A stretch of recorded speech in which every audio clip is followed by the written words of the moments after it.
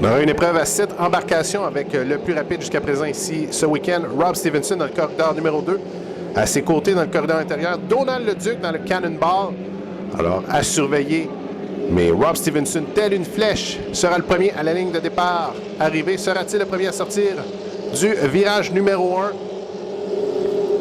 Stevenson, excessivement rapide. Plusieurs victoires en finale l'an dernier. Et il est en tête avec Leduc qui, lui, frappe durement dans la sortie du virage numéro 1. Et ils ont à leur trousse Yann Beaupré à surveiller dans le Yancey et Villeneuve qui lui offre une belle performance. S'est envolé là, hier dans le Graphics, le F6. Et à l'avant toujours Rob Stevenson, bon premier. Lui, très très rapide, une machine de course incroyable. Alors que le Duc est toujours deuxième et on voit pointer le nez là, Yann Beaupré à ses trousses. Et également Bobby King dans le Catalyst F242 qui est à surveiller. Lui qui, l'an dernier, avait été impliqué dans un accident avec Douglas Rapp en finale, ici même à Alonso. Et Beaupré qui est à la chasse au Cannonball, tandis que à l'avant, dans le wet spot, Rob Stevenson, lui, toujours bon premier. Maintenant, Beaupré qui double le Cannonball. On voit problème de stabilité là, pour le Cannonball à la sortie du virage numéro 1, ce qui permet à Beaupré de le devancer. Alors qu'on va maintenant entreprendre le virage numéro 2 pour ces embarcations, le F36 INC, qui, lui, du corridor numéro 4, il était à l'extérieur, mais beaucoup de puissance, ce qui lui a permis de rattraper ses opposants. Alors qu'on voit l'embarcation de Dominique Biette, le All-In, qui, lui, est à la chasse à Bobby King. Le Yancey, toujours été excessivement rapide.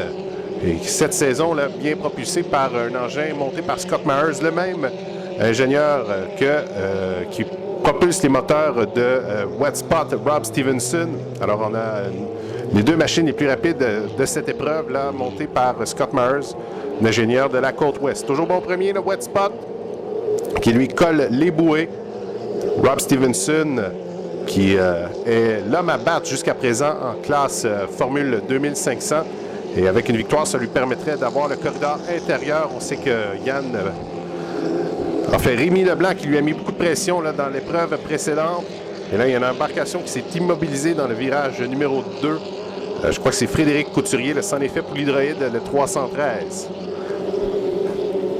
Toujours bon premier, Rob Stevenson, loin devant, qui a déjà une bonne priorité sur Beaupré, qui lui est bien campé en deuxième position, là, mais devra toujours se méfier de Donald Leduc, le vétéran qui est toujours très rapide dans le 48 Cannonball.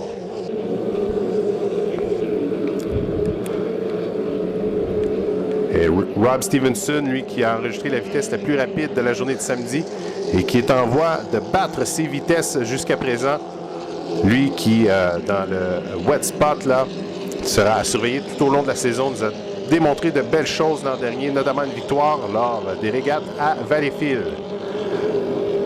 Bobby King, qui pour le moment est en 4e position, mais qui s'immobilise en effet pour le jeune pilote américain. Et ça ouvre la voie notamment à Villeneuve et Dominique Biette qui se livreront la lutte pour cette 4e position. Les drapeaux à damier sont hissés pour Rob Stevenson qui complète son dernier tour et ce sera une autre victoire pour Rob Stevenson. Parfait ici à Alonso. Toute une performance du F10.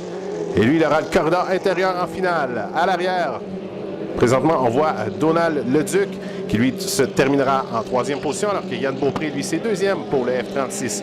Le Yancey. Et on surveille toujours pour la 4e place. Villeneuve et Biette. On a un duel à l'arrière. On est dans le virage numéro 2. Biette à l'intérieur, Villeneuve à l'extérieur. Et finalement, ce sera Yves Villeneuve dans le Graphics qui terminera tout juste devant notre ami Biette pour la 4e position. Alors, c'en est fait pour les qualifications en classe Formule 2500.